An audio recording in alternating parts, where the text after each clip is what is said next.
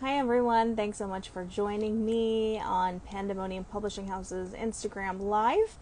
And in a couple of minutes, I'm going to be talking to debut author Foster Hill.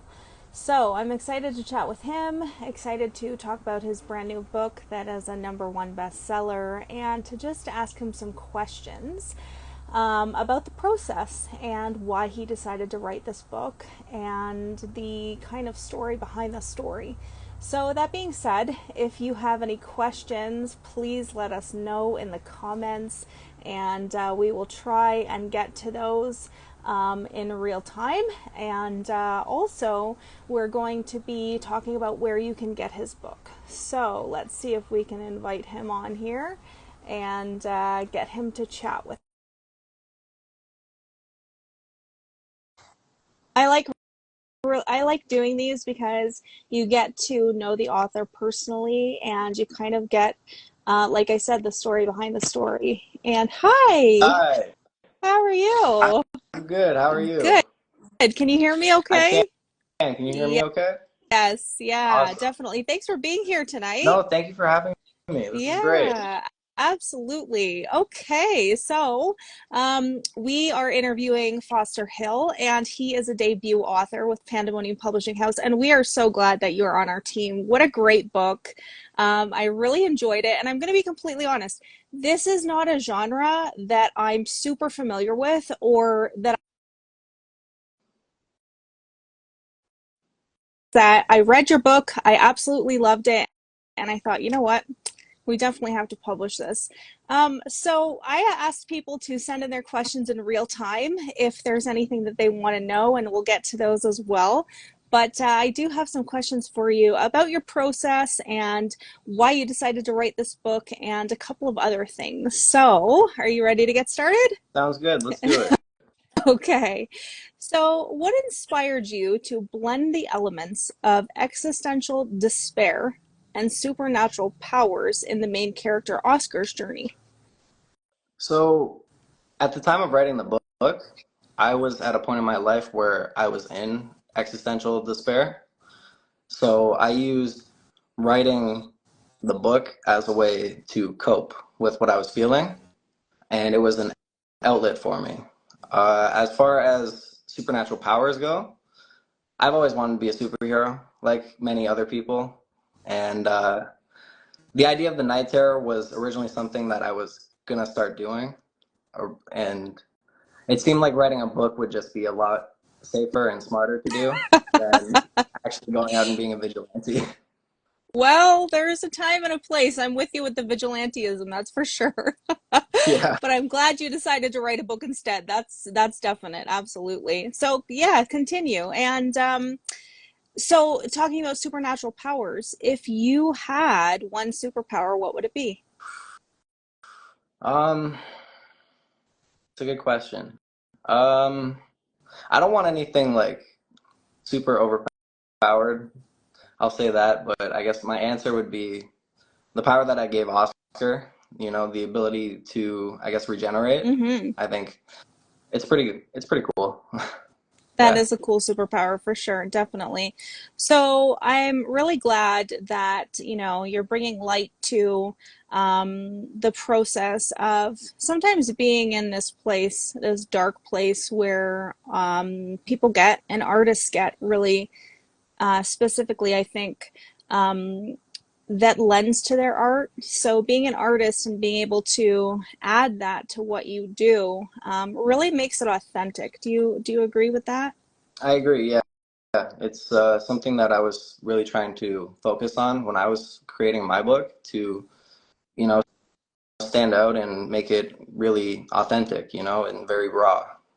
Definitely. And you get that. You come across as very authentic in your book and also in your writing and the feelings that your characters have and experience.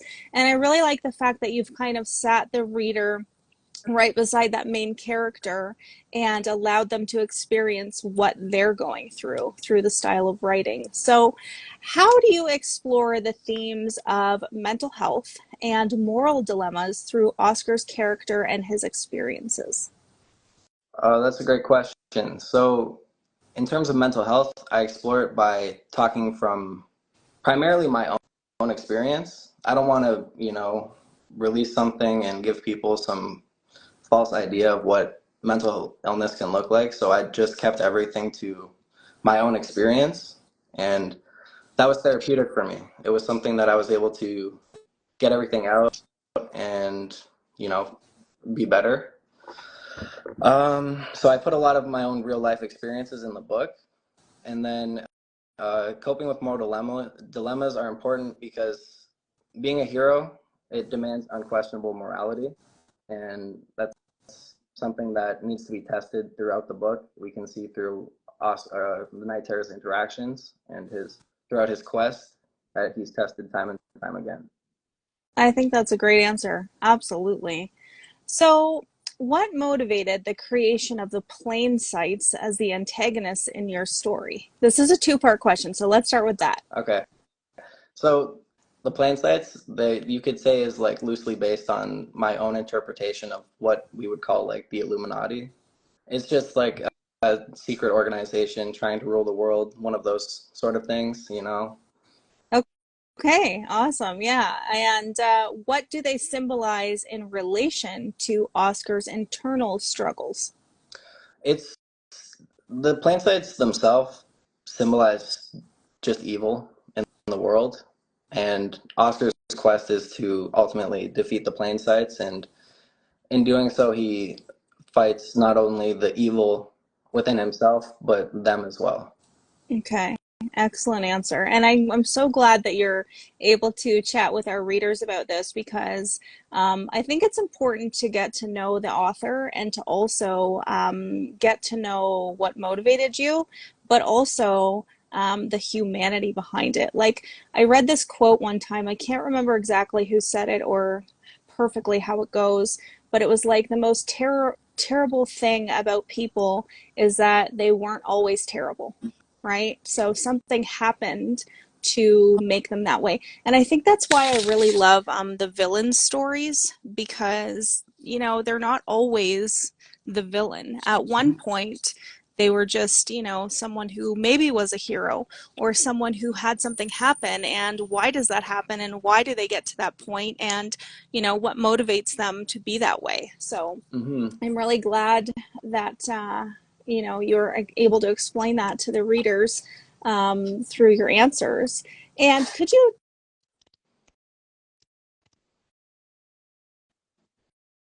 I'm so sorry, you cut out there. Could you repeat the question? Hello?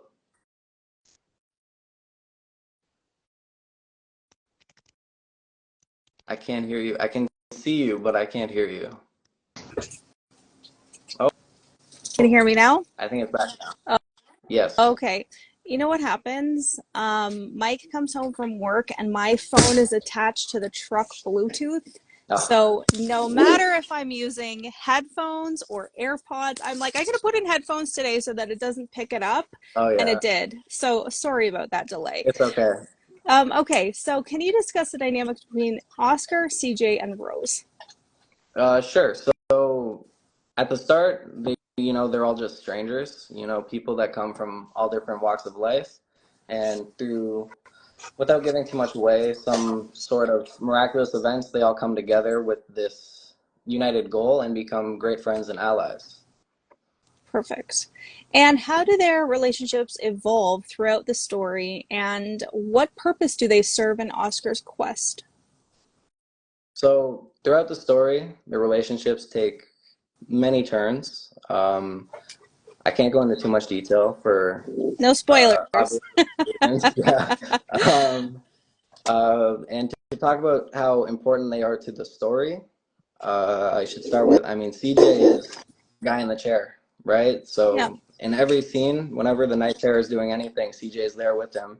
So it just goes to show how important he is. And then without Rose, then there would be no suit, hmm, right? And it's important because in some capacity, the hero is only as good as the suit. So he's got to look fresh. definitely. So Right. Anybody There, ever seen Venom? There you go. That's the suit, right? exactly.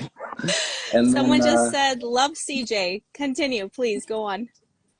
so their value to the Night Terror universe is only just being shown now. It's got a long ways to go. Okay, so what does that mean? That's kind of like a riddle. So, I'm working on the second book right Awesome. now. I'm finishing it up loosely, and I'm not in a rush to get anything done with it, but it's getting there. Good So, there's for you. lots more for readers to enjoy. Awesome. Excellent. Okay, so how does the setting of Toronto General Hospital contribute to the narrative and Oscar's development as a character? So, and most importantly, I would say it sets the scene for where the book takes place. It's the first time where it's specifically mentioned that the book takes place in Toronto. Hmm. So it's quite important for that reason. And then also, again, without giving away too much, it foreshadows later characters that will be introduced into the story. It provokes a number of questions for the reader, one of which being, how did Oscar survive the accident? And I guess in a few words, it's the story's introduction, right? So you can't have anything without the introduction. Absolutely, definitely. And I mean, we put the CN Tower on the cover. So, Yeah, that's also true. okay, so can you share any challenges you faced while writing? And, you have some heavy themes in there, and the moral implications of vigilantism. So it was difficult talking about some of the heavier themes. So we talked about the existential despair that was discussed in the book, and I touched on it prior. Um, this was a very personal undertaking for me. Having written it uh, at the start, writing it first person, and using my own life experiences, just trying to make them fiction and more exciting. You know, Hmm.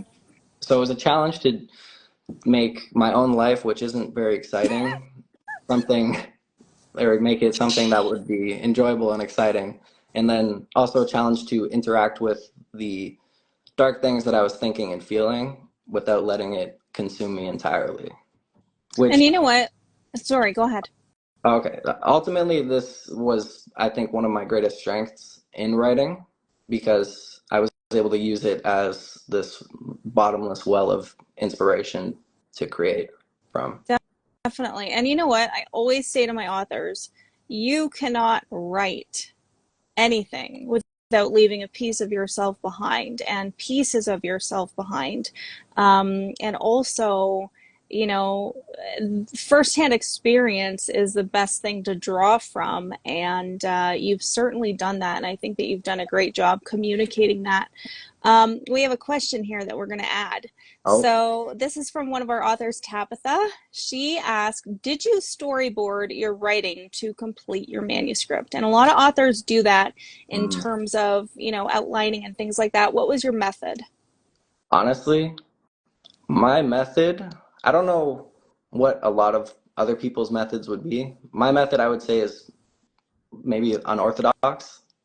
I didn't storyboard or really anything. I'd had this idea of what I wanted the Night Terror to be for like years, I guess. I've been, I guess, plotting this story that I'd eventually write. So I had a bunch of ideas in my head, and I'd talked to my friends about it forever. And then eventually, one of my friends was just telling me, he's like, you should just start writing it. And I started, and pretty much every day, I'd just write what I was feeling and let it just naturally flow with the story and mix in my own life. And it just kind of came together as the book.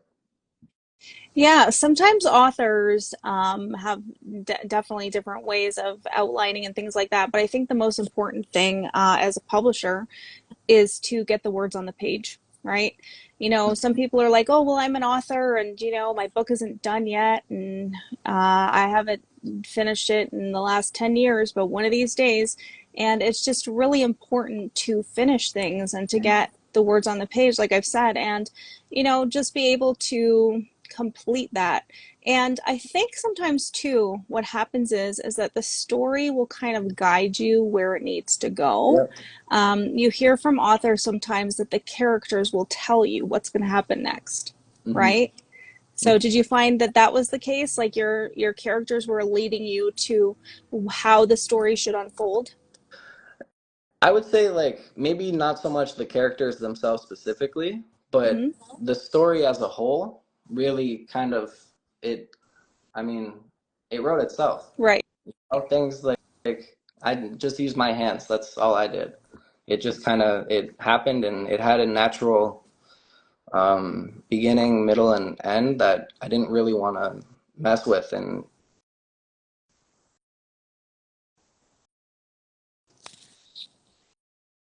Oh, I can't hear you. oh, There you oh, are. there we go. Okay, I'm not sure what happened there. That's Oh, okay. are we back? Yeah. Okay, cool. Mhm. So, um, can you explain, are there any influences or specific literary books that you've read or any type of mantra that you have that shaped your portrayal of Oscar's internal conflict and also his quest for justice? Yeah. So I have a couple things I could touch on there actually. Okay, let's talk So about it. in terms of like literary inspirations, my favorite author would be Albert Camus, and I just really enjoy his style of writing. I find Hmm. it's not like spoon feeding the reader details. It gives you the details you need, and it lets your imagination go, and that's something I really wanted to allow the reader to do in my book. Hmm. Um, Philosophically, while I was in school, I read this book by the philosopher Voltaire called Candide, and it essentially follows a gentleman named Candide on his journey across the world. And on this journey, he's searching for the meaning of life and the root of happiness. And these are central themes that I find we're all searching for in some capacity, and central themes that I incorporated into the book that Oscar was, or well, is searching for. Definitely. That's a great answer. So, I've got one last question for you. If you're in the comments and you want to ask Foster anything, let us know and I will ask those for you. What message do you hope that your reader takes away from Oscar's journey and even his battle with the plain sights?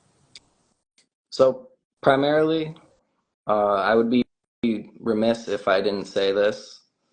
I want everyone who's struggling to know that they aren't alone. Things are often bad. Life is very messy, but succumbing to darkness makes you miss out on everything good. Things get better. Absolutely. You just got to believe. There's so much potential inside all of us. We just got to look for it. And Right, right, right. Keep going. my That's final great message, advice.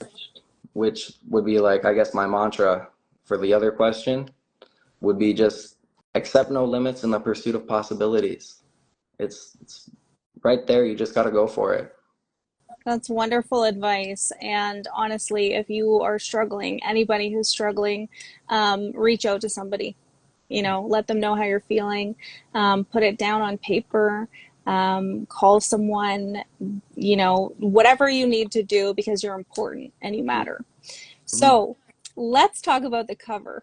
What Yes, do you think about that cover? I think it's sick. Yeah, Personally, I think it's awesome. Like the way that you guys were able to capture my vision, it was mind blowing. Like I don't have the words to like describe it. The feeling I got when you guys sent me the finished copy of the cover, I was ecstatic. It was unreal. I'm so glad. And you know what? That is no credit to me at all whatsoever. What our graphic designers do is magic. Yeah. I like let me tell you, I'm so grateful that they're on our team and that they're able to capitalize on visions and be able to kind of put your vision on the cover. And this is kind of exactly what you were thinking in your head, wasn't it? Yeah, it like really like I mean I wouldn't change anything. I'm so It's glad. great. That's awesome. Yeah. Okay, we've got a question. Okay, let's start with this one first. There are two. There are lots of musical references in the book. Do these reflect your personal taste? What a great question. Yes.